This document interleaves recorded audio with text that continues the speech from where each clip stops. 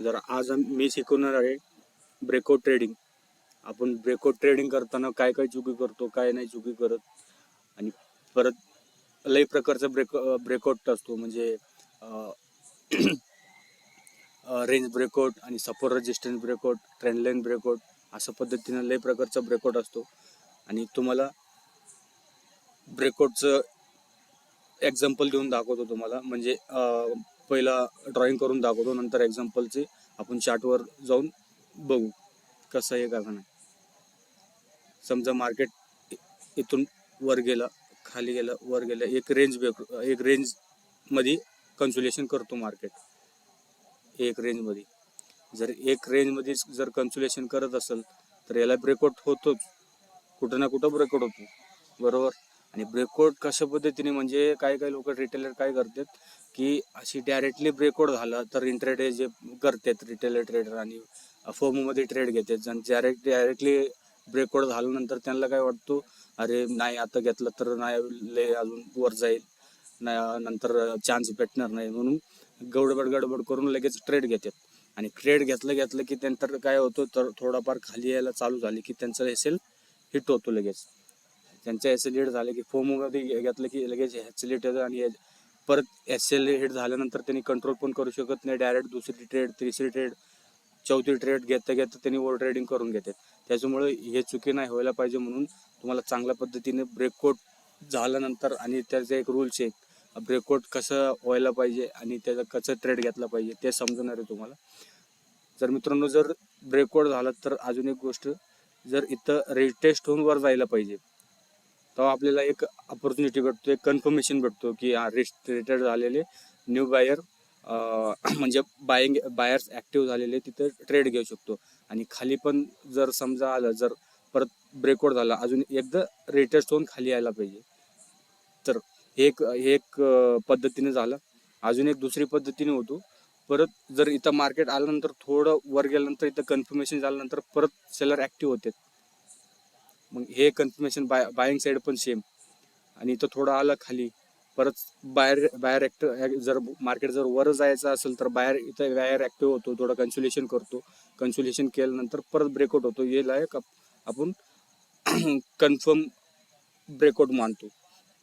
जर हेच स्ट्रॅटजी तुम्हाला चार्टवरून दाखवतो, तुम्हाला कसं पद्धतीने दाखवतो आणि कसं पद्धतीने दिसते तुम्हाला कळून जाईल.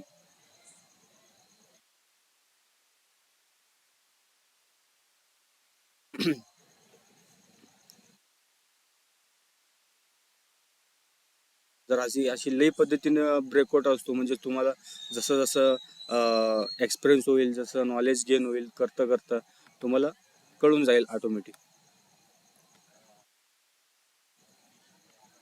जर बघा मित्रांनो, इथं एक दोन सपोर्ट आहे, तीन सपोर्ट आहेत, म्हणजे तुम्हाला ड्रॉइंग करून दाखवतो.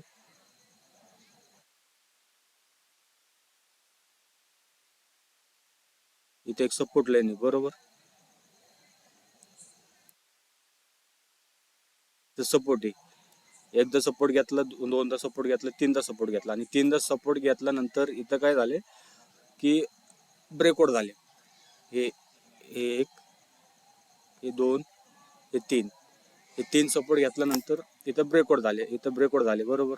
आणि ब्रेकआउट झालं की न्यू ट्रेडर काय करतात, एवढं मोठी कॅन्डल झाल्यानंतर घुसणारच, कुणी घुसणार, त्यांना कंट्रोल अजिबात होत नाही. घुसल्यानंतर त्याच्यानंतर काय होतो, रिटेस्ट होतो, असे रिटेस्ट झाले इथं, बरोबर. रिटेस्ट झाल्यानंतर त्यांना काय वाटतं, परत आपण ट्रेड घेतलेला चुकी आहे, म्हणून त्यांनी काय एसएल थोडाफार ठेवला असेल, एक 25 पॉईंट, 30 पॉईंट, 35 पॉईंट असं एसएल ठेवलं असेल. एकच कॅन्डल मध्ये त्यांचा एसएल हिट होऊन जातो, आणि त्यांनी त्यांचा कॉन्फिडन्स लो होऊन जातो पूर्ण. नंतर जसं पद्धतीनं ब्रेकआउट झाल्यानंतर जे पोझिशन मध्ये मार्केट जायचं होतं ते पोझिशन मध्ये अख्खी निघून जातो. म्हणजे तुम्हाला पद्धतीनं काय सांगितलं, म्हणजे पहिला अजून एक लॉजिक इथं पण आहे. म्हणजे आपण का मानतो याला ब्रेकआउट ट्रेडिंग याचा रोल तुम्हाला समजून सांगतो. बघा, इथं ट्रेंड लाईन एकदा इथं सपोर्ट घेतला, दोनदा घेतला, तीनदा घेतला, आणि तीनदा घेतल्यानंतर इथं ब्रेकआउट व्हायचा चान्स दिसतोय इथं. आता ब्रेकआउट झाल्यानंतर इथं परत रिटेलर घुसतात. रिटेलर घुसल्यानंतर लगेच त्यांचं कन्फर्मेशन बघत नाही, काही नाही. रिटेलर घुसलं की परत खाली कन्सुलेशन करून परत खाली त्यांचा एसएल हिट होतो. म्हणजे त्याच्यामुळे तरी ते पद्धतीने आपण असं स्ट्रॅटर्जी वापरतो. म्हणजे कन्फर्मेशन, फुल कन्फर्मेशन झाल्यानंतर आपण ट्रेड घेतल्यानंतर ते ट्रेड सक्सेसफुल व्हायला पाहिजे म्हणून. आणि समजा ह्याच्यामध्ये काय फरक आहे, ह्याच्यामध्ये काय फरक आहे. जर ह्याच्यामध्ये कन्फर्मेशन ना करता जर ट्रेड घेतला तर एसएल झाला. जर ह्याच्यामध्ये कन्फर्म करून जर ट्रेड घेतला तर आम दाखवतो. अजून दिसत असेल इथं. इथं अजून एक आहे मित्रांनो, इथं 2 सपोर्ट आहेत. इथे एक सपोर्ट, इथे एक सपोर्ट. तुम्हाला काय सांगितलं होतं मागाशी ड्रॉइंग मध्ये, जर मार्केट असं मोमेंटम केले, बरोबर. जर मार्केट असं मोमेंटम केले, जर जर इथून खाली येऊन पण असं रिटेस्ट करून जर खाली आला असता, जर कन्फर्मेशन झालं असतं. पण इथं काय केले, इथं वर जाऊन खाली आले. पण तुम्हाला 2 पद्धतीने सांगितले. जर वर थोडं जरी वर जाऊन मार्केट जरी खाली जरी ब्रेकआउट दिला तरी ओके, आणि खाली येऊन जर वर गेला तरी ओके. पण असं कधी प्रत्येक वेळी हे स्ट्रॅटर्जी सक्सेसफुल होतो म्हणून 100% नाहीये. कधी कधी फेल पण होऊ शकतो. आणि कधी फेल झालं की तुम्हाला वाटणार की परत हे स्ट्रॅटर्जी चांगली नाहीये, हे स्ट्रॅटर्जी कामच करत नाहीये. तुम्हाला मागापासून अनालाइज पण करा आणि पुढं पण लक्ष द्या. जर अशीच होणार मार्केट कंडिशन मध्ये, तुम्हाला अजून तुम्हाला वाटलं तर अजून एक स्ट्रॅटर्जी चार्ट मध्ये दाखवतो कुठं गावते का. हे बघा मित्रांनो, इथं ट्रिबल रेजिस्टन्स घेतलेले, म्हणजे 3 वेळा रेजिस्टन्स घेतले. ड्रॉइंग करून दाखवतो तुम्हाला. म्हणजे तुम्हाला कालच सांगितलं होतं, काल एक व्हिडिओ बनवला होता की झोनला ड्रॉइंग लाईन मारायचं म्हणून, एक लाईनवर डिफरंट नाही राहायचं म्हणून. इथं 1 2 3 3 वेळा रेजिस्टन्स घेतले. 3 वेळा रेजिस्टन्स घेतल्यानंतर इथं काय झाले, इथं कन्फ्युलेशन झाले. इथं हे झोनमध्ये कन्फ्युलेशन झाले. इथं न्यू म्हणजे फ्रेश बायर ऍड होऊन कन्फर्मेशन देऊन परत वर गेले. जर इथं कन्फर्मेशन नाही दिलं असतं, जर आपल्याला कन्फर्मेशन नाही भेटलं असतं, त्याच्यामुळं आपण इथं ट्रेडच नाही घेतले असते. हे कन्फर्मेशन मार्केट थोडं कन्सुलेशन करून गेले म्हणून आपलं प्रॉपर स्ट्रॅटर्जी येऊ.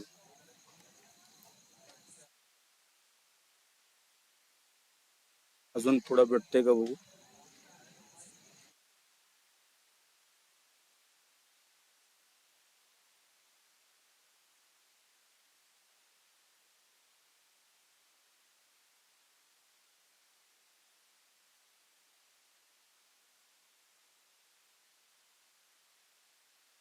जर असं बरंच पैकी म्हणजे एक सारखंच नसतो. प्रत्येक वेगळा वेगळा चार्ट असतो. तुम्हाला जसं एक्सपिरियन्स आहे तसं कळून जाईल. तुम्हाला जसं एक्सपिरियन्स होईल तसं मार्केटला बघण्याचं नजरिया चेंज होईल. जसं ऑटोमॅटिक तुम्हाला समजून जातो नेमकं काय चालतंय मार्केटमध्ये म्हणून. इथं पण अजून एक दोन वेळा सपोर्ट रजिस्ट्रेशन घेतलेले तुम्हाला दाखवतो. हे रजिस्ट्रेशन घेतले, बरोबर. मार्केट काय केले, इथं मार्केट तर डाऊन ट्रेंडच आहे. डाऊन ट्रेंड झाल्यानंतर इथं खाली आला, वर गेलं, परत खाली येऊन वर गेलं. इथं रजिस्ट्रेशन घेतला, परत खाली आला, आणि खाली आल्यानंतर परत हायर लो केल्यानंतर इथं कन्सुलेशन झालं परत हे रेंजमध्ये. कन्सुलेशन कुठे गेलं, जिथं मागाशी 2 वेळा रेजिस्टन्स घेतलेली. 2 वेळा रेजिस्टन्स घेतलेले, तेच रेंजमध्ये कन्सुलेशन होऊन न्यू बायर ऍड झाले. कन्फर्मेशन झालं. इथं ट्रेड घेतलं तरी जेवढं होल्डिंग करायचे तेवढं होल्डिंग केलं असतं आपण.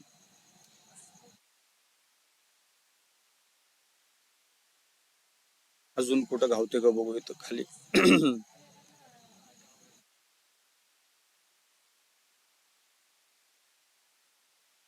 तर मित्रांनो, अजून ब्रेकआउट फेल कसं आहे तुम्हाला दाखवतो. तर मित्रांनो, एवढा वेळ आपण ब्रेकआउट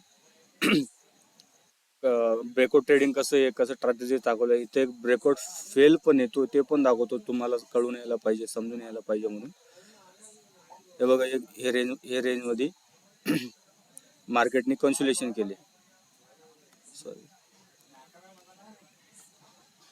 हे रेंज ते हे रेंज, बरोबर. हे रेंज मार्केट कन्सुलेशन केल्यानंतर फिरलं दोन दोन दिवस हेच रेंजमध्ये फिरला. आपण इथं काही ट्रेड घेऊ शकत नाही, काही नाही, कारण की साईडवेज असलं तर आपण पण काही करू शकत नाही, तुम्ही पण काही करू शकत नाही. इथं घेणार तरी किती आणि विकणार कधी, घेणार कधी, तेच बघता बघता साईडवेज डालटा लो होऊन जातो. आणि ते स्टार्टर जे काय म्हणजे आपण काय सांगितलं होतं, इथं ब्रेकआउट होतं ना, इथं असं येऊन असं तरी जायला पाहिजे, नाहीतर इथं थोडं रिटेस्ट करून परत खाली जायला पाहिजे. इथं काहीच केलं नाही.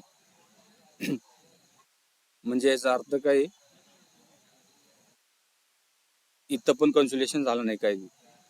इथं कन्सुलेशन झालं नाही, काही नाही, डायरेक्ट मार्केट ओपन झालं की डायरेक्ट वर जायला चालू झालं आणि गेल्यानंतर परत परत आम्ही खाली येऊन वर जातो म्हणलं तर गेलं नाही. खाली खाली येतच चाललं. पण याचा फायदा काय होतो, जरा रिटेलर ट्रेडर बघून इथं जर एंट्री केला असेल तर ते असेल आलं असतं, मार्केट वर गेलंच नाही. त्याच्यामुळे हे स्ट्रॅटर्जी कन्फर्म केल्यानंतर ट्रेड घेतल्यानंतर परफेक्ट आपल्याला कळतो की मार्केट खाली जाणार आहे का वर जाणार आहे. त्याच्यामुळे आपण हे स्ट्रॅटर्जी बनवलेली. तर तुम्हाला जसं मार्केट चालतो ते पण कळलं, समजावून सांगितलं. आणि जसं जसं मार्केट हे स्ट्रॅटर्जी जे सांगितलं ते नाही झालं तर फेल कसं होतो ते पण समजून सांगितलं. जर मित्रांनो, जर तुम्हाला हे व्हिडिओ आवडला असेल तर असंच इंटरेस्टिंग व्हिडिओ तुम्हाला शिकवण्याचा प्रयत्न करतो. स्ट्रॅटर्जी नॉलेज वगैरे याचा मागे हे तर बेसिक आहे, अजून ॲडव्हान्स तर लय पुढं पडलेले. म्हणजे थोडं करत पूर्णपणे शिकवतो. जर तुम्हाला हे आवडलं असेल सबस्क्राईब करा चॅनलला आणि लाईक करा, कमेंट करा हे व्हिडिओ कसं वाटलं. धन्यवाद.